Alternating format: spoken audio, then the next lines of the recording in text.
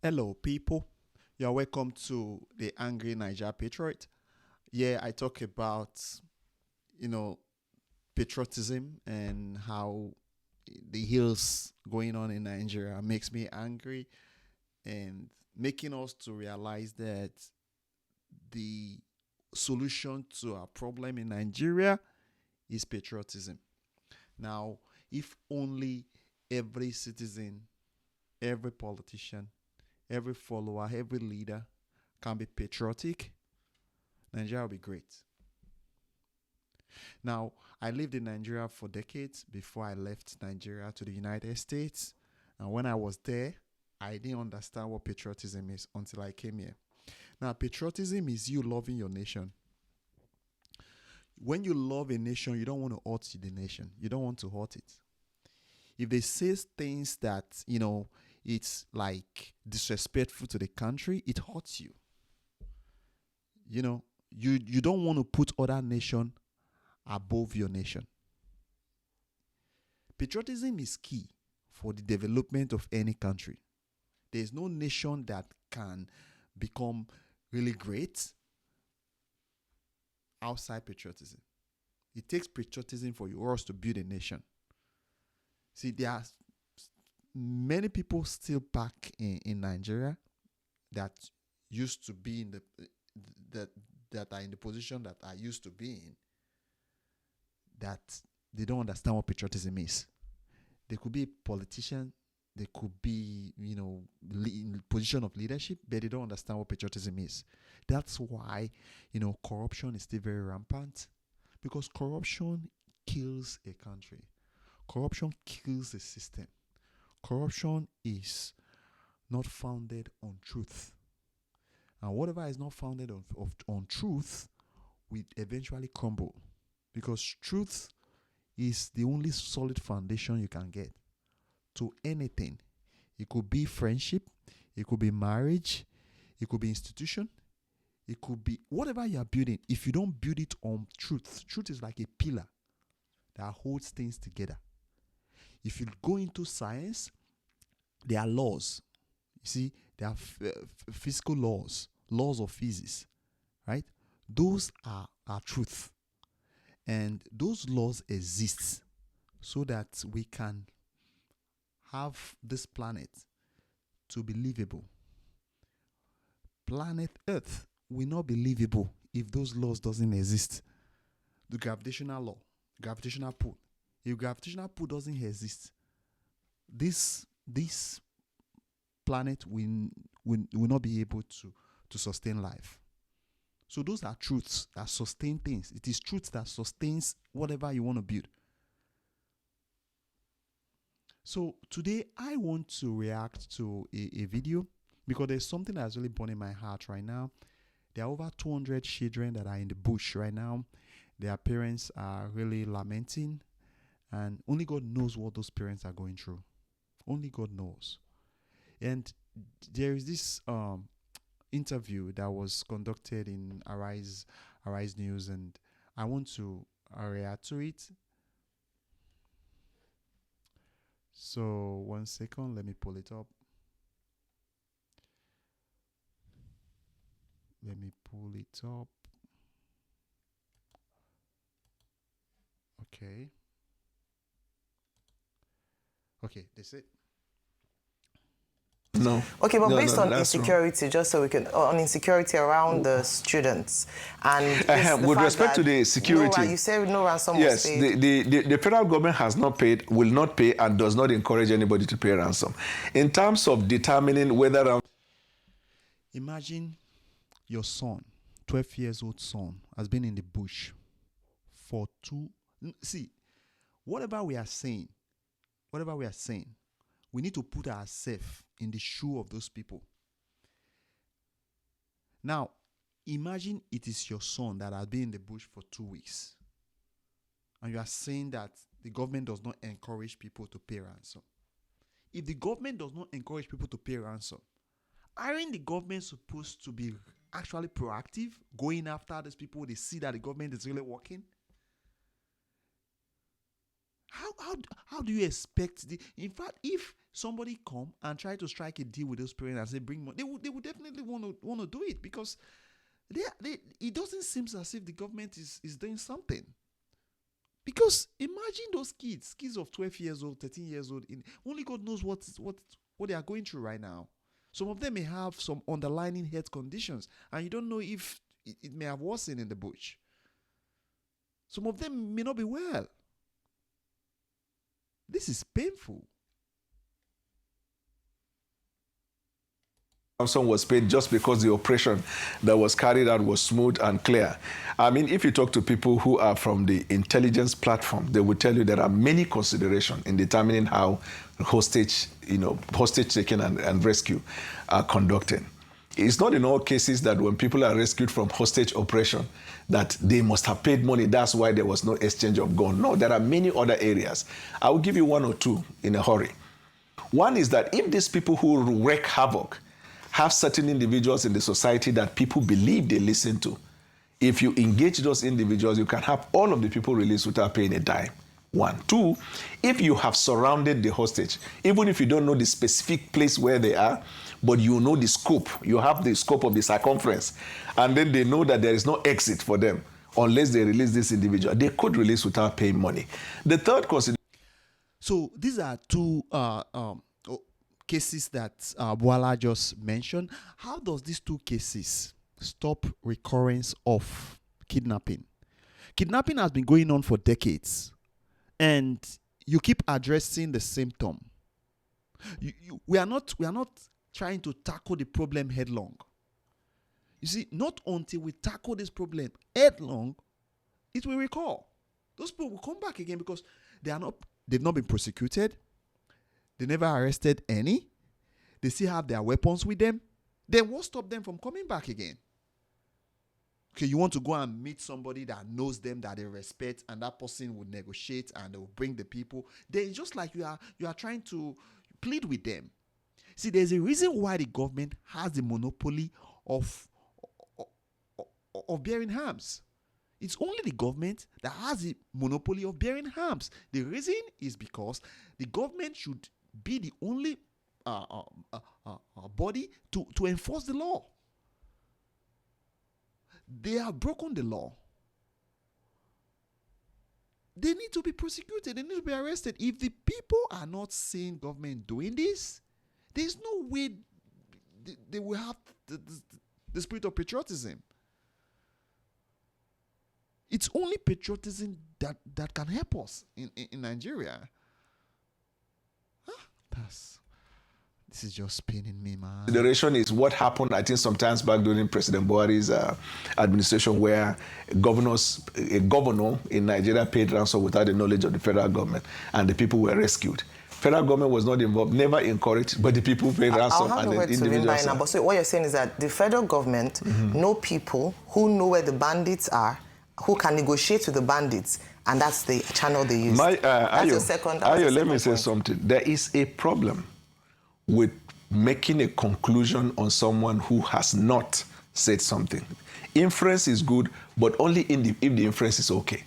The first time I gave explanation, you concluded, and I never said that. I'm giving you the opportunity to but no, don't make conclusion. If I did not conclude properly. If I explain something you're not clear, you can ask, you can do follow-up. But you cannot conclude by saying, so I take it that federal government does that. No, it's wrong. Okay. Let's make progress. So let's talk about, let's continue on the issue of insecurity as it continues to dominate at the moment. The U.S. Congress continues to meet to deliberate on this, and their current position is that they feel that Nigeria is not doing enough.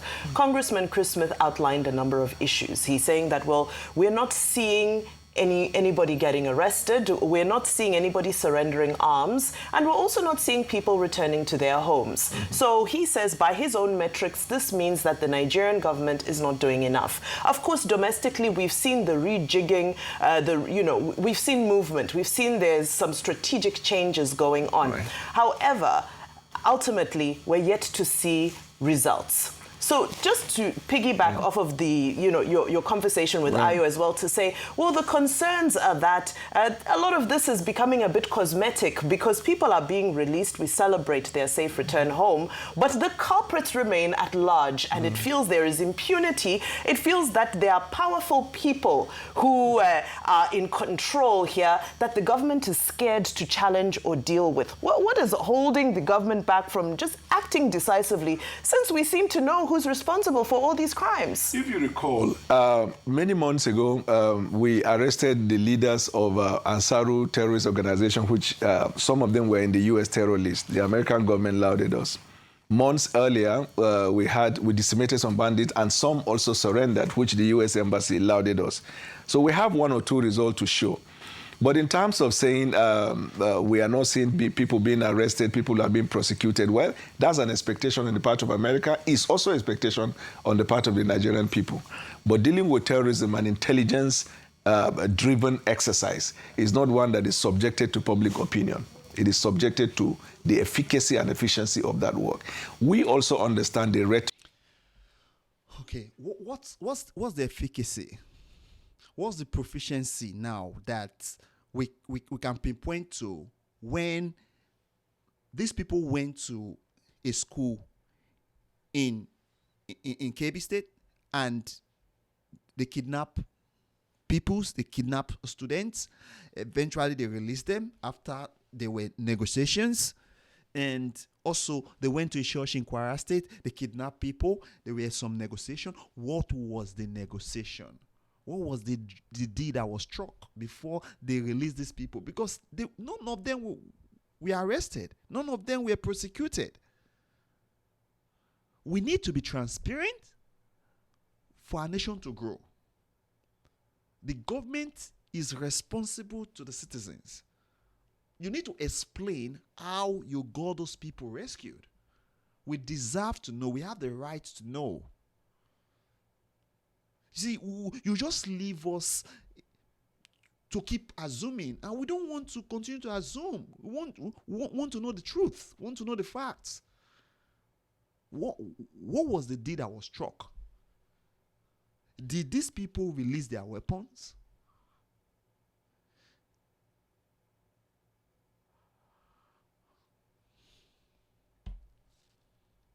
Rhetorics associated with Donald Trump's style of governance. I mean, there are people he will finish meeting with you. Tomorrow he castigate. Barely 6 hours after we met with Hexet, he phoned the Fox News and said he's not happy with Nigeria. But his tactics has been to use the bullish approach and get you to the table. I mean, Saudi Arabia is a country of particular concern, but he gave a red carpet welcome to MBS, and they signed a deal for $600 million US. He was even asking him to go beyond to 1 trillion. So we understand Donald Trump, we understand America. Well, beyond Donald Trump, what are the, because you said, it's about efficacy and efficiency. Right. What are the metrics that you're using to gauge the fact that, all these strategic reshuffles you're doing are actually being successful? Okay. What are you, so forget America's metrics. They've said theirs. What are Nigeria's metrics? So Nigeria's metrics is number one. We have all of the abducted people from Kwara rescued. We consider... How? We have all of the abducted people from Kwara rescued. How? Let's be transparent.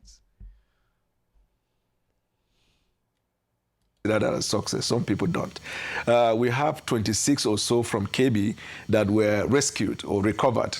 Some people... How? We need to know how. We need to be transparent. I just wish we could have some great investigative journalists in Nigeria that could help us to dig out what happened. What happened? Jesus. People feel it is not enough. On the government side, we feel it's a way to go. We have this... So, wait. You said on the government side, we feel is the way to go? Really? Yes. What are Nigeria's metrics? So Nigeria's metrics is number one. We have all of the abducted people from Kwara rescued. Consider that a success. Some people don't. We have 26 or so from KB that were rescued or recovered. Some people feel it is not enough. On the government side, we feel it's a way to go. It's not the way to go.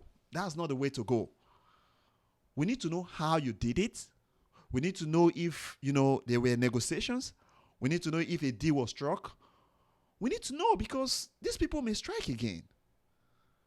When you have a problem, you go and tackle the root of that problem. You don't try to window dress the problem that have been persisting for decades. What's the assurance that, these people will never come back again? Because they were never prosecuted. They were never arrested. Their weapons are still with them. Whatever motivated them to do it in the first place may come up again and they will go back and repeat the same act. Then people will start living in fear. A lot of students will be scared of going to school. We really need to do something, man. Our government really need to do something.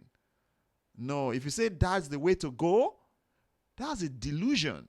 That's not a way to run a country. No. We have these other ones from Niger that we're hoping in the coming from Niger State? Yes. So it is about to say that maybe in the coming days or maybe in the coming weeks, I don't know what it's trying to say there. But what's going on? What's happening? What's the situation? What's the situation of those yes, kids? that we're hoping more will come. We on the government side, we might see a success, or some people will see it differently.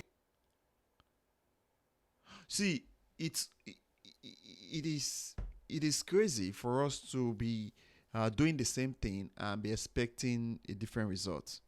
No, we cannot continue like this. These people will continue to be emboldened and wanting to come back again to repeat the same act. We have the president, ordered a security emergency. So now I want us to see another video of those parents that are lamenting. Okay, those parents are lamenting seriously. Anthony and his wife can think of little else but their two kidnapped children aged 9 and 18. I miss them. I cannot sleep, I cannot eat, he says. Their boy and girl among the around 250 children still missing after being kidnapped from a Catholic school in Niger State 2 weeks ago. Thousands of schools across much of the country remain shut over fears of further abductions. You see that? You see the ripple effect of you going to negotiate. If you had gone to the root causes and you neutralize those people, you recover their weapon, the people will not continue to live in fear. Because now they are scared that they may come back again. So negotiation doesn't solve the problem. It doesn't. Alongside those fears is a rising anger at authorities. Now the school is even closed. All of our children are sitting at home. They are just roaming about. And the government did not do anything about it. No one has claimed responsibility or demanded a ransom, but it is believed the abduction is for money rather than any Islamist ideology, as was the case in the 2014 Chibok kidnapping. 82 of those schoolgirls are still missing, and hundreds more Nigerian children have been kidnapped. This one really hits me. This one really hits me. One of these persons that, was involved in these Chibok girls we met in the United States. One of these girls, we met. In fact, I dated her for like almost 8 months, right? Yes, Deborah. God.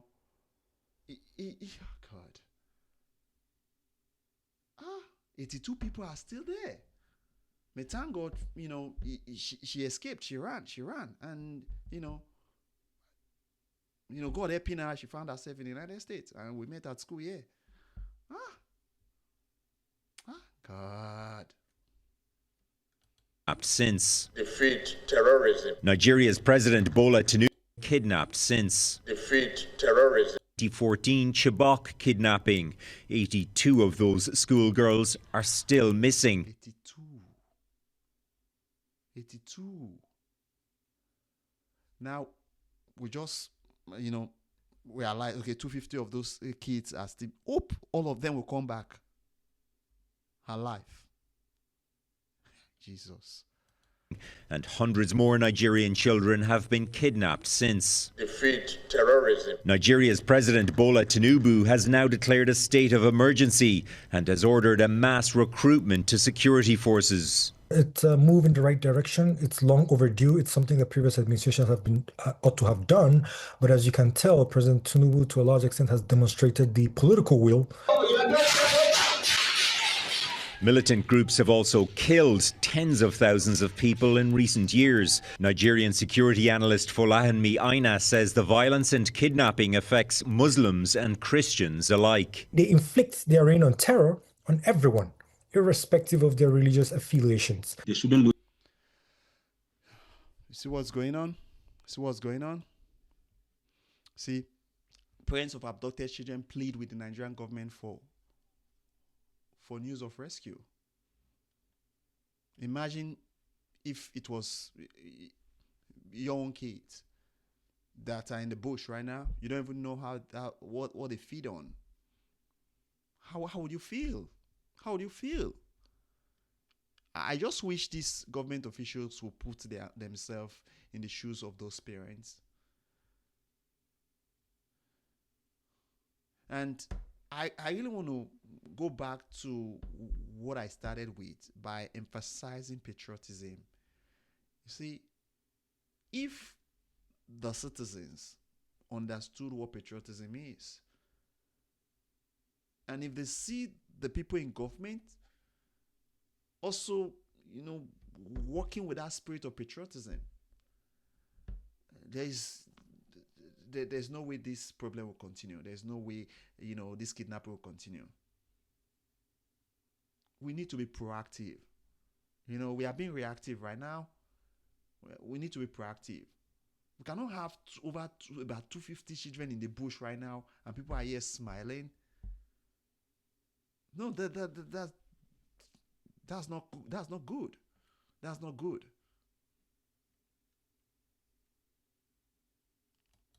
And asked that police recruit 50,000, military recruits over 20,000. Police have, I think they are deployed, or rather recall 11,000.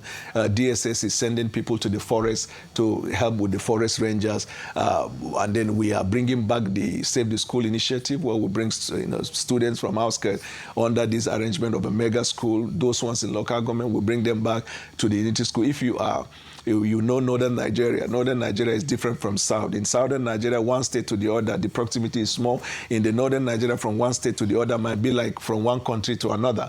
We have large expanse of land. We have ungoverned spaces. These are the places they exploit. But we can't arrest people. What about those ones who've arrested and we're prosecuting them? What about the ones that are responsible for these rescue and recovery missions? If we have them, we'll arrest them. Okay. And so you don't have them. That's it. They don't have them.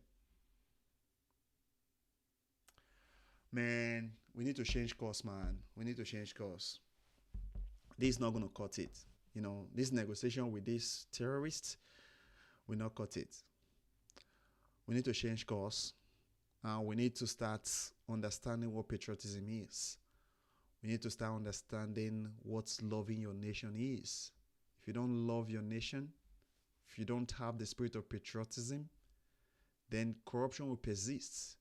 This favoritism will persist. Nepotism will persist. Corruption will persist. You continue to try to favor one part of the nation just because you want to win a political office. Nigeria doesn't come first. Nigeria must come first. If you understand what patriotism is, that means the nation must come first. Regardless of your tribe, regardless of your religion, regardless of your ethnicity, you need to understand what patriotism is. Well, this is where I'm going to land this plane, all right? So I just hope, we do something different, all right? So I would like you to just drop your comment, like this video and, just share and, just join this community. Let's see how we can, make our nation great.